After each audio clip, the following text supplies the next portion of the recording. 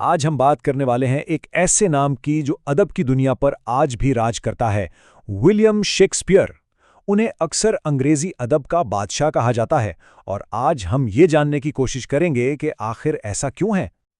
लेकिन जरा सोचिए, आखिर ऐसा क्या है कि एक मुसन्निफ अपनी मौत के, आप सोचिए, 400 साल बाद भी अदब का बादशाह माना जाता है?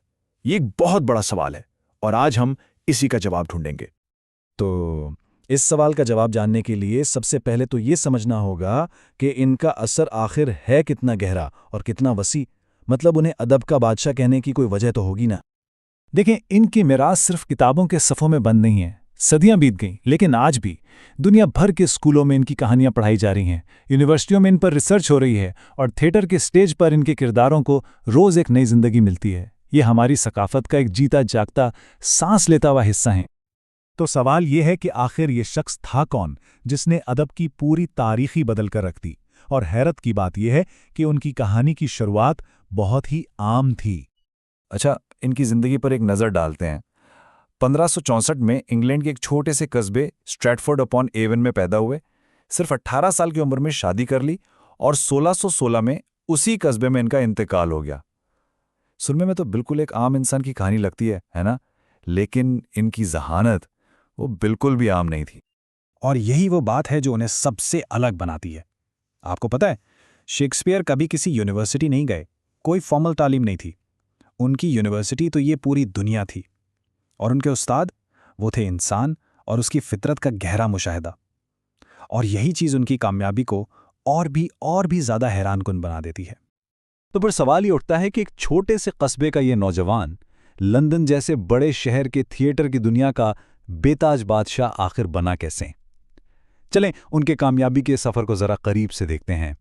तो होता यह है कि वो लंदन पहुंचते हैं, थिएटर की दुनिया में कदम रखते हैं और बस फिर उन्होंने पीछे मुड़कर नहीं देखा। उनकी काबिलियत ही ऐसी थी कि वो देखते ही देखते अपने वक्त के सबसे बड़े, सबसे मशहूर ड्रामा निगार बन गए। जरा इनके काम का पैमाना तो देखें। कल 37 ड्रामे लिखे उन्होंने। 37! और ये सिर्फ गिनती की बात नहीं है, नहीं। इन 37 ड्रामों में से हर एक ड्रामा अपने आप में एक पूरी दुनिया है, एक शाकार। और रुकिए, बात यहीं खत्म नहीं होती। ड्रामों के साथ साथ उन्होंने 154 सॉनेट्स भी लिखे। ये छोटी खूबसूरत नज़में हैं जो बताती हैं कि इनकी सलाहियतें कितनी वसी थीं। मतलब वो सिर्फ एक बेहतरीन कहानीकार ही नहीं थे, बल्कि एक अजीम शायर भी थे।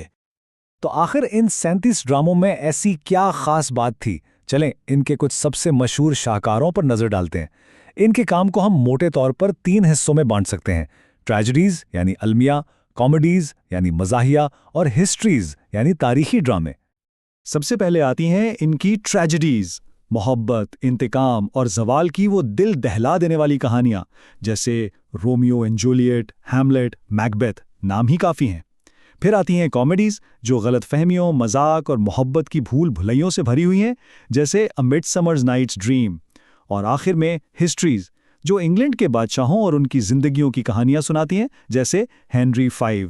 मतलब ये कि इन्होंने अदब के हर रंग में अपना लोहा मनवाया। लेकिन शेक्सपियर की असल अजमत सिर्फ कहानियों तक महदूद नहीं थी। उनकी असल ताकत तो थी उनके अल्फाज का जादू। देखें, शेक्सपियर की असल खासियत ये थी कि वो इंसानी जज्बात की नब्ज़ को समझते थे। मोहब्बत, हसद, ताकत की भूख, धोखा, तकदीर का खेल, ये वो मौज़ूआत हैं जिनको उन्होंने इतनी गहराई से बयान किया है कि आज सदियां गुजरने के बाद भी उनके अल्फाज सीधा दिल में उतरते हैं। और अब एक कमाल की बात सुने। क्या आप जानते हैं कि उन्होंने अंग्रेजी ज़बान को 1000 से ज़्यादा, जी हाँ, 1000 से ज़्यादा नए अल्फाज दिए? आज हम जो अल्फाज इस्तेमाल करते हैं, जैसे आईबॉल या स्वैगर, ये पहली बार शेक्सपियर ने ही इस्तेमाल किए थे।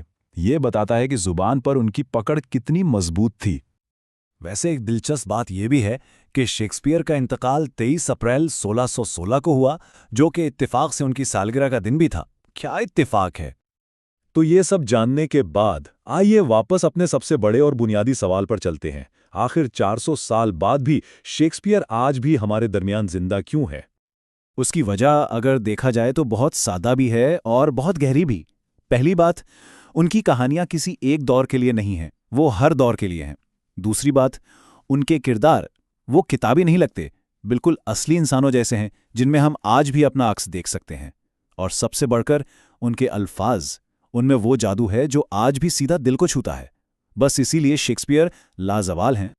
और जाते जाते एक सवाल सबके लिए छोड़े जा रहा हूं कि शेक्सपियर की कौन सी कहानी है जो आज भी किसी न किसी तरह हमारी अपनी कहानी लगती है।